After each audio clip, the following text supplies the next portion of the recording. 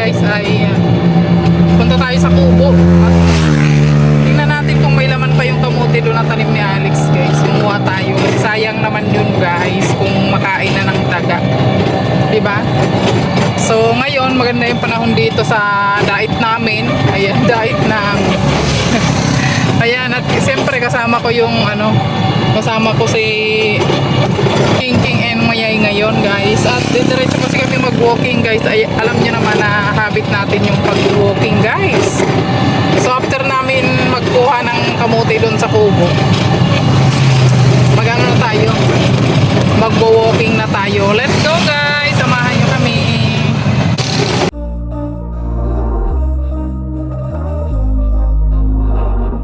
We were sparks on quiet streets, two hearts finding where to meet. But life pulled us apart, left me talking to the dark. Ayan, malapit na tayo sa kubo. Hindi na ako nagsabi kay Justin na mapunta ako dito. Pag wala siya dito, hindi sarado yung Or have we both moved on to different names? Take me back to the start, before the wine and the score. When the world felt small and your hands felt warm, take me back to the start, if only for a moment. Been up since 3, scrolling back where we used to be. Have truths in the same thing said. Both of us know it wasn't like that. Now we talk like we're fine, but you're never in my mind. Take me back to the start. wow, ang ganda. Wow, ganda! Sana! Ayan guys, nandito na tayo sa kubo. Wow, ang ganda na ng kubo guys. Wala yata si Justin. Naglinis pati si Justin, oh. Nag-ano siya ng ano. Palitan na pala yung dingding, oh. Ang ganda na. Ayun, oh. Ganda yan para pagka alam nyo naman. Kasi dito guys, kaya kailangan talagang maanohan dito. Maanohan yung niya, dingding. Ayan, oh. Ayan, namatay na yung ating mga dito. Namatay na yung strawberry. Ayan. Anak ni Moymin nasa bahay. Ayan, nag-grass cutter pala dito si Justin. So ayan, mangunguha tayo ng kamote dyan. Oh. Ayun ulit. Ay, kunin mo yung dun. Kunin mo yung marami pa rin naman yung lemongrass. Oh, di ba? Mangangamote tayo ngayon, guys. Mangangamote. Ay, manguha pala ako ng malunggay. Oh, ang daming malunggay, guys. Ayan, oh. Manguha akong malunggay. Napunggal yung? Okay lang yan. Alam ko na yan. Oh. Namumulaklak pa naman yan. Ayan, oh. Din si Justin, kaya hindi naman din naaasikaso yan. Ang ganda na ng kubo, guys, oh. Yay. Ako taga-kuha. Ako taga-kuha.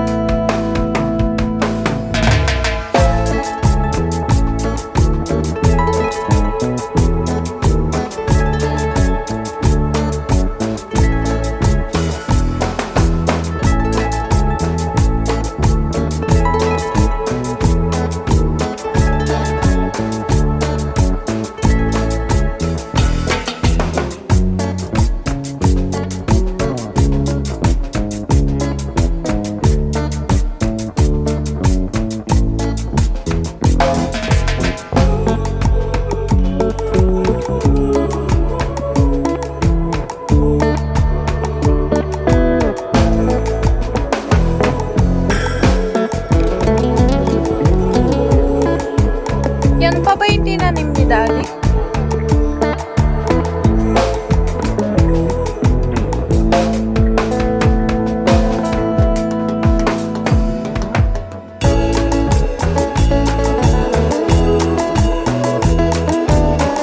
Nice looking.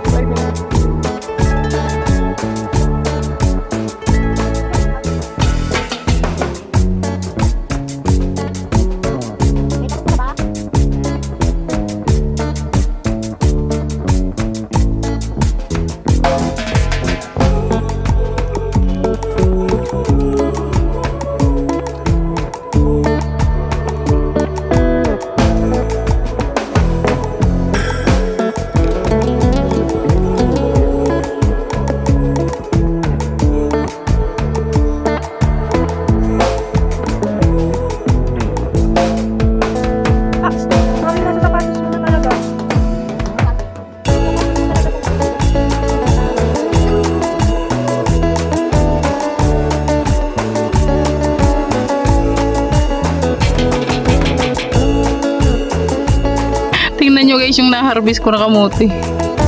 Isang linya pa lang to guys. Ayan. Pang isang laga na rin siya guys. Oo. Ayan. Ngayon sa ano, sa kubo. Nag-harvest tayo ng kamote. Mag-uugim pa kasi kami. Anong oras na oh? Alas 5 na. So, ayan. Isang hilera pa lang, babalik na lang ako sa sunod guys. Ang lilit pa rin naman ang ano niya. Maliliit pa yung kanyang laman guys. So yung iba walang laman. Ay.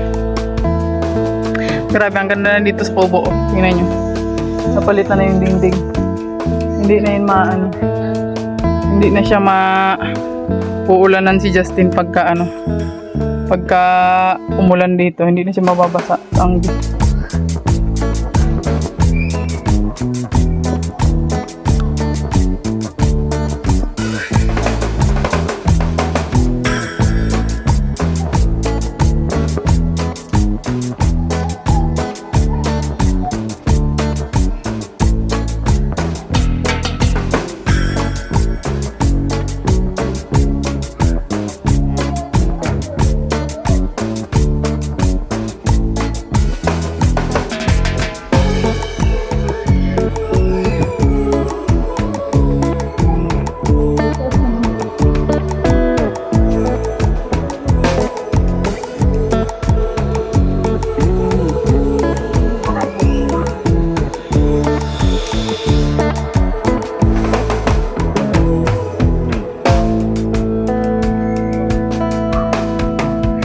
Bakit na may tae dito? Isang sanga man na kinuha mo. Nagpaparangin pala na siya. Dapat nga kasi yung pinagsulan para mababa.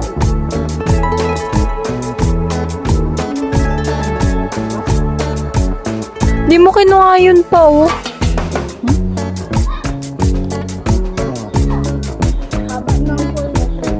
Ayan guys. Tapos na kami manguha ng kamote. Isang hilera lang muna yung inanuhan ko. Kasi mamaya hindi naman namin yan maluluto. Kasi sobrang busy baga ng buhay namin guys. Ayun. Susunod na lang ulit. Ma-harvest na lang ulit tayo. Ayan, wala si Justin doon. Pero bukas man yung gate. Ayan. Kaya doon lang tayo sa kamutihan nagpunta. Ayan. Actually may kukunin kasi akong doon. May kukunin akong gamit doon. May pinapakuha sa akin si Ate Chi. Ayan. Yung naiwan niyang gamit daw. So, pagdating na lang siguro ni Justin. So, ako na lang kukunin. Ayan. Ay. Sa ngayon, kami ay didiretso muna sa pag-uwoke.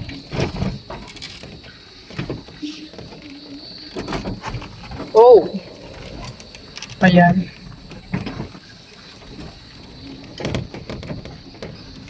So, ayan guys. Hanggang dito lang muna yung ating vlog for today. Thank you for watching. God bless you all. Bye-bye.